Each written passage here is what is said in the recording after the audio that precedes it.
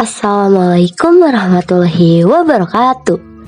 Halo semuanya, selamat pagi, mungkin selamat siang, sore, malam, dan selamat sejahtera bagi kita semua. Di sini kami akan menjelaskan tentang nafza loh. Sebelumnya, sudah ada yang tahu belum nih apa itu nafza? Kalau belum tahu, kita kasih tahu ya. Tolong simak penjelasannya. Narkoba atau nafza adalah zat atau bahan yang berbahaya yang mempengaruhi kondisi kejiwaan psikologis seseorang, baik itu pikiran, perilaku, ataupun perasaan seseorang, di mana efek samping dari penggunaan obat ini adalah kecanduan atau menyebabkan ketergantungan terhadap zat atau bahan ini. Ada beberapa yang termasuk narkoba atau nafza, yaitu narkotika, psikotropika, dan zat adiktif.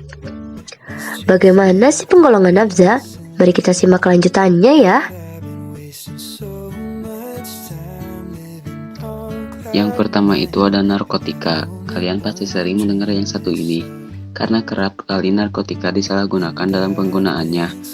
Narkotika sendiri ialah zat atau obat yang berasal dari tanaman maupun bukan dari tanaman, baik itu sintesis maupun semi-sintesis, yang dapat menyebabkan penurunan dan perubahan kesadaran, mengurangi atau menghilangkan rasa nyeri, dan dapat menimbulkan ketergantungan. Contohnya seperti sabu-sabu, ganja, heroin, kokain, morfin, dan opium. Cara menggunakannya yaitu bisa dengan dioleskan di atas kulit, merasuk melalui pori-pori kulit ke dalam pembuluh darah, rambut, dan akhirnya ke aliran darah, atau bisa juga disuntikan, yaitu dimasukkan ke dalam tubuh dengan cara melukai bagian tubuh dengan jarum untuk mencapai aliran darah.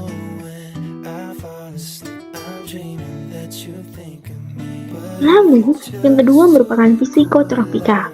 Psikotropika merupakan zat atau obat yang menurunkan fungsi otak serta merangsang sistem saraf pusat, menimbulkan reaksi halusinasi, ilusi, gangguan cara berpikir, perubahan perasaan yang tiba-tiba, dan menimbulkan rasa kecanduan. Psikotropika dibagi menjadi 4 golongan. Golongan 1 dipergunakan untuk pengembangan ilmu pengetahuan saja, contohnya ekstasi. Golongan 2 dipergunakan untuk pengobatan dan dapat digunakan sebagai terapi serta untuk tujuan pengembangan ilmu pengetahuan, contohnya amfetamine. Golongan 3 digunakan sebagai obat dan banyak digunakan sebagai terapi serta untuk tujuan pengembangan ilmu pengetahuan. Golongan 4 yaitu psikotropika yang dipergunakan sebagai pengobatan dan banyak dipergunakan untuk terapi serta digunakan untuk pengembangan ilmu pengetahuan. Contohnya diazepam dan nitrazepam. Selanjutnya yang ketiga ada zat adiktif. Zat adiktif adalah bahan atau zat yang berpengaruh psikoaktif di luar narkotika dan psikotropika, seperti minuman beralkohol mengandung etanol etil alkohol yang berfungsi menekan susunan saraf pusat, dan jika digunakan secara bersamaan dengan psikotropika dan narkotika, maka akan memperkuat pengaruh di dalam tubuh. Inhalasi adalah gas hirup dan solven atau zat pelarut mudah menguap berupa senyawa organik yang terdapat di berbagai barang keperluan rumah tangga, kantor, dan sebagainya. Tembakau adalah zat adiktif yang mengandung nikotin dan banyak digunakan di masyarakat. Lalu, dampak apa yang akan kita dapatkan jika memakai salah satu jenis nafza? Dampak langsung penyalahgunaan narkoba terhadap tubuh manusia berupa gangguan pada jantung yang mengakibatkan infeksi akut otot jantung dan gangguan peredaran darah, dehidrasi yang membuat tubuh mengalami kejang-kejang, halusinasi, perilaku agresif, dan rasa sesak bagian dada. Hemoprosik pernapasan tidak akan bekerja. Selain buruk untuk kesehatan dan dapat menghancurkan masa depan, penyalahgunaan narkoba juga dapat berdampak pada keluarga yang akan dikucilkan dari masyarakat setempat, bahkan hingga timbulnya kejahatan dari kasus kriminal yang dapat merugikan masyarakat sekitar. Penggunaan nafza sendiri sudah kerap sering terjadi.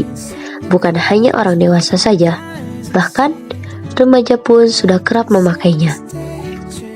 Bisa dilihat pada data grafik berikut.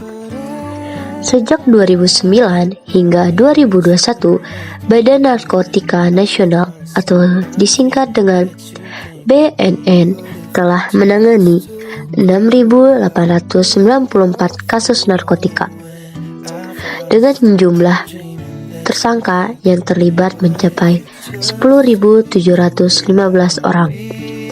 Adapun kasus narkotika yang berhasil ditangani sepanjang 2021 berjumlah 766 kasus dengan total jumlah tersangka 1.184 orang.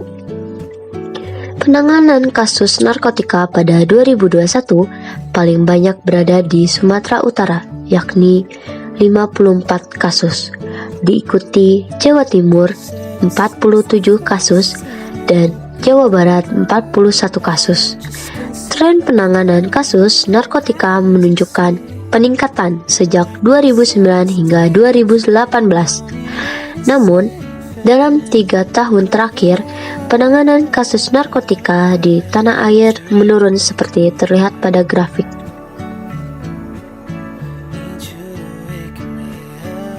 Sekian pembahasan nafza kali ini. Mohon maaf bila ada salah kata ya. Semoga materi ini bisa lebih menambah wawasan kalian. Sampai bertemu lagi nanti. Wassalamualaikum warahmatullahi wabarakatuh.